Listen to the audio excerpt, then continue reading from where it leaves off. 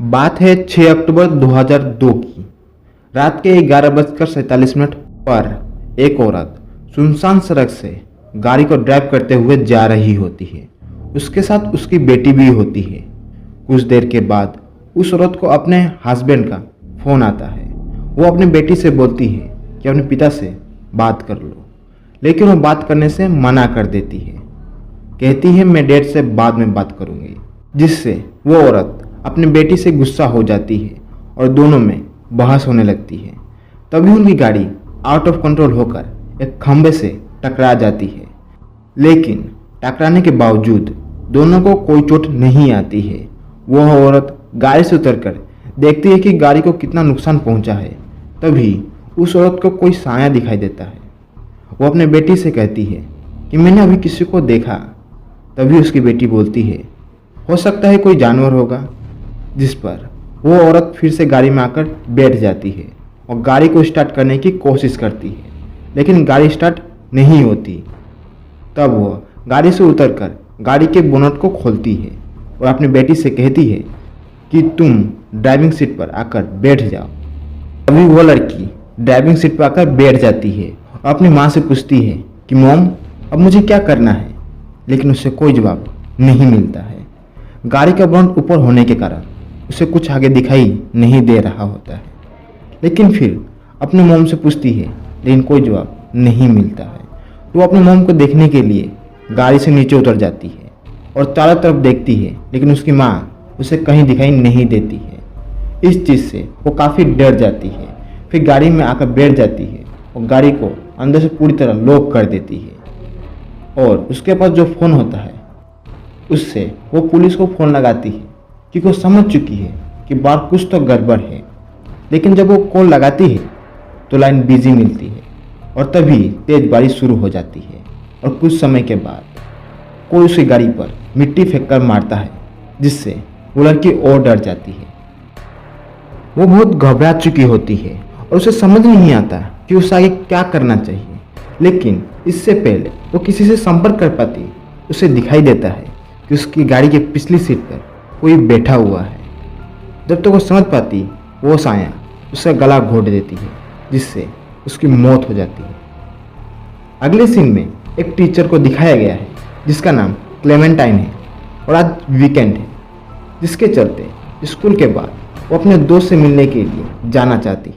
और जब वो रास्ते में होती है जहाँ पर कल रात को यह हादसा हुआ था और पुलिस वाले उस गाड़ी को वहाँ से ले जा रहे होते हैं, क्लेमेंटाइन ये देखती है और आगे की ओर निकल जाती है।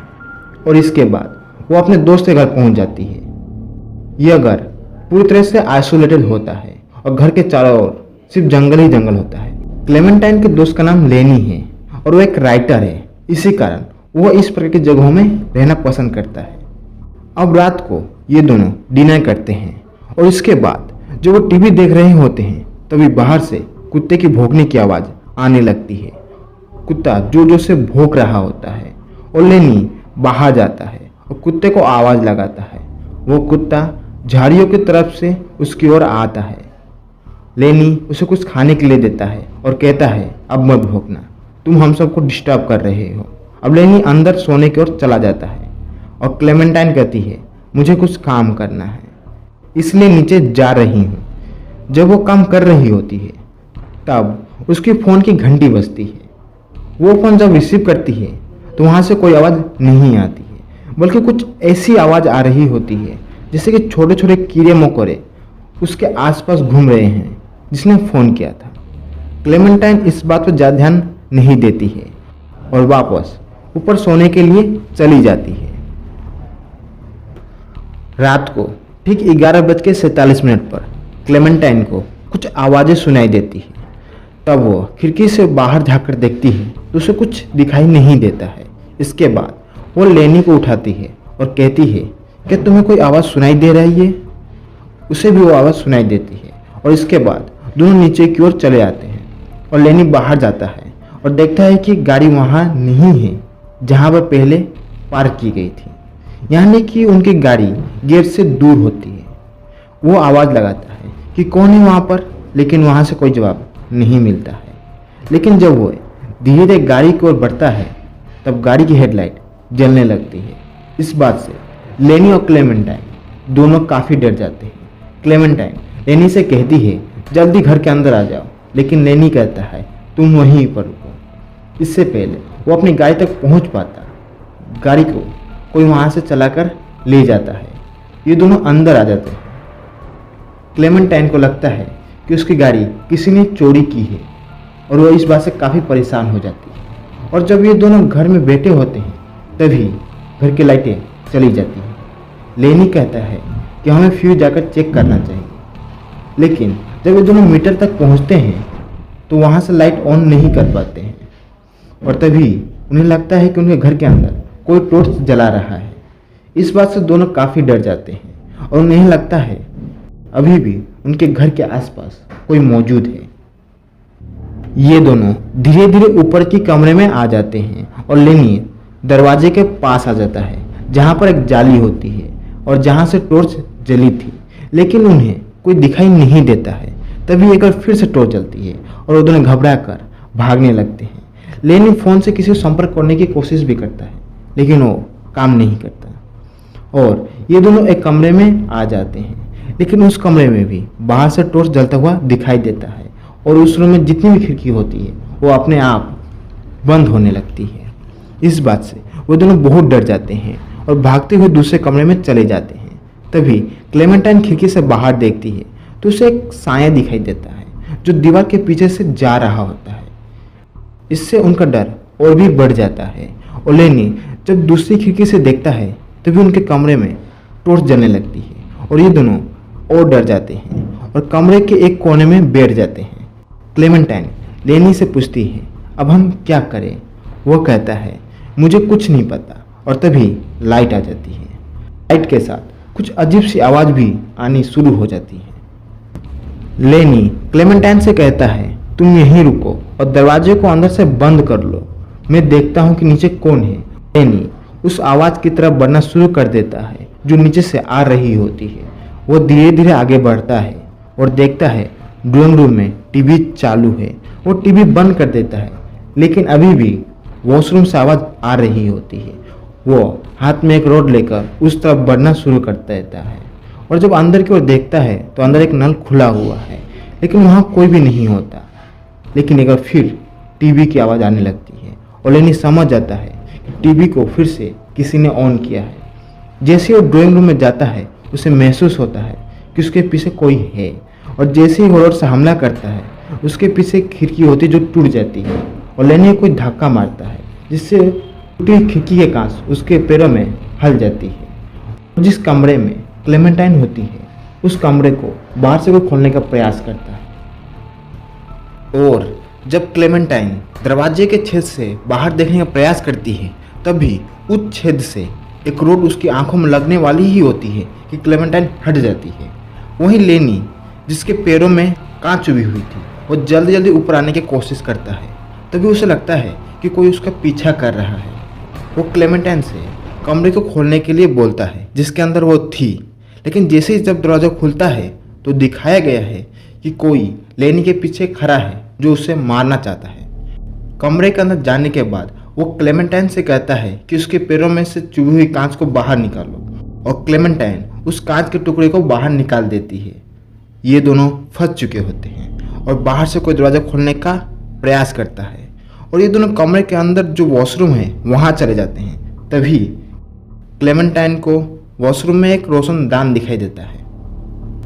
क्लेमेंटाइन लेनी से कहती है कि मैं रोशनदानी से बाहर जाकर देखती हूँ और ऊपर चली जाती है। जब वो ऊपर जाती है तो देखती है कि वहाँ पर एक बहुत बड़ा शोरूम है और वहाँ पर एक बहुत बड़ी खिड़की भी है जहाँ से वे बाहर जा सकते हैं। लेकिन तभी क्लेमेंटाइन को लेनी की आवाज़ सुनाई देती है जो उसे आवाज़ दे रहा होता है और वो समझ जाती है कि लेनी किसी खतरे में है। जैसे वो लेनी की ओर बढ़ती है उसे महसूस होता है कि उसे कमरे में कोई है और वो छुप जाती है।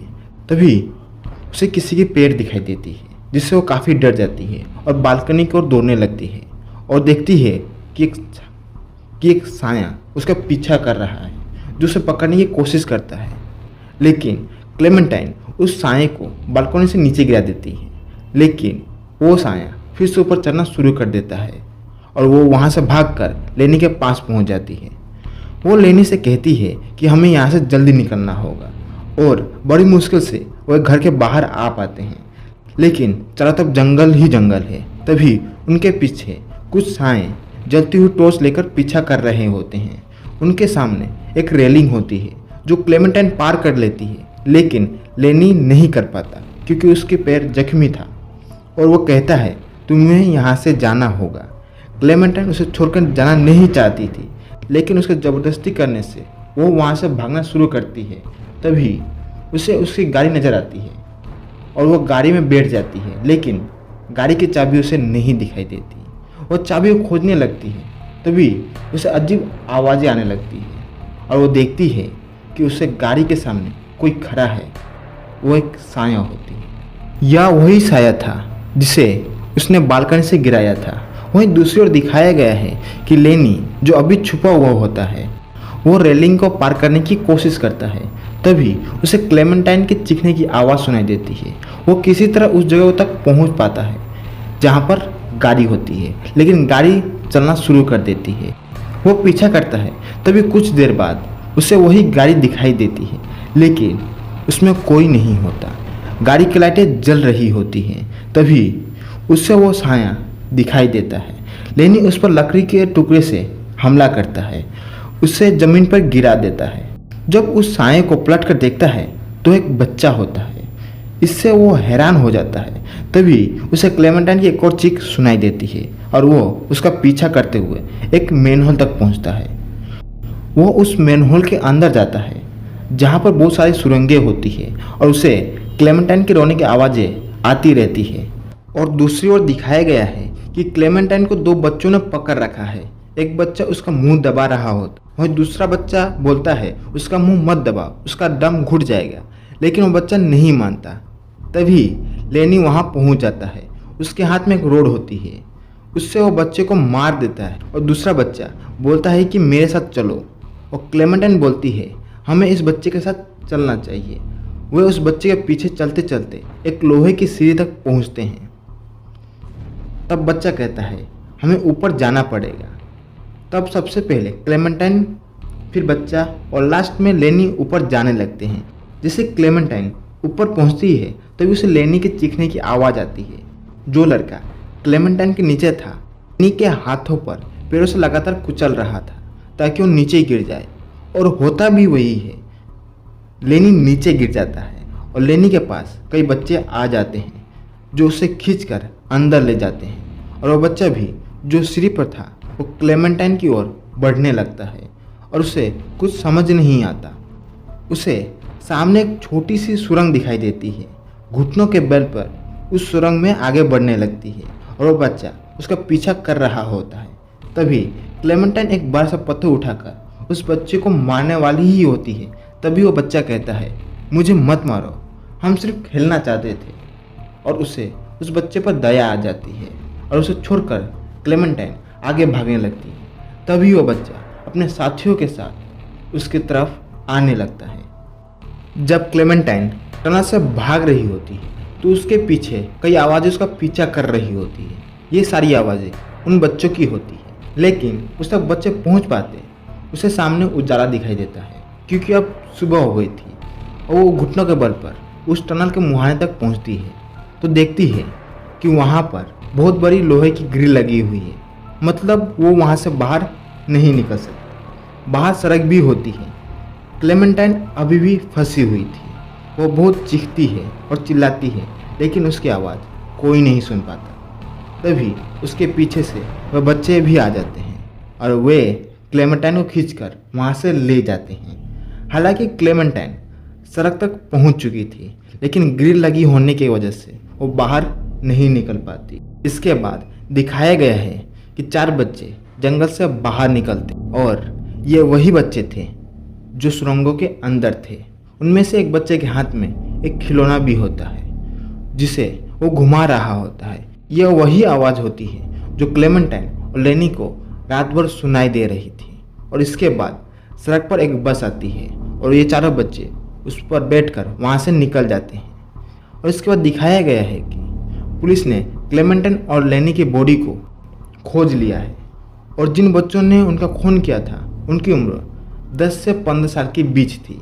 और जब पुलिस ने उन बच्चों से पूछताछ की तो उनमें से सबसे छोटे बच्चे ने कहा कि वे हम लोगों के साथ नहीं खेल रहे थे। मतलब ये सब उन बच्चों के लिए खेल था जिसमें उन्होंने क्लेमेंटाइन लेनी को मार दिया और इससे पहले एक माँ और बेटी को भी मार दिया था। और इसी के साथ यह फिल्म खत्म हो जाती है। कहा जाता है कि यह घटना रोमानिया की है, जहाँ पर एक कपल के साथ यह घटना हुई और इसी घटना के आधार पर इस फिल्म को बनाया गया था।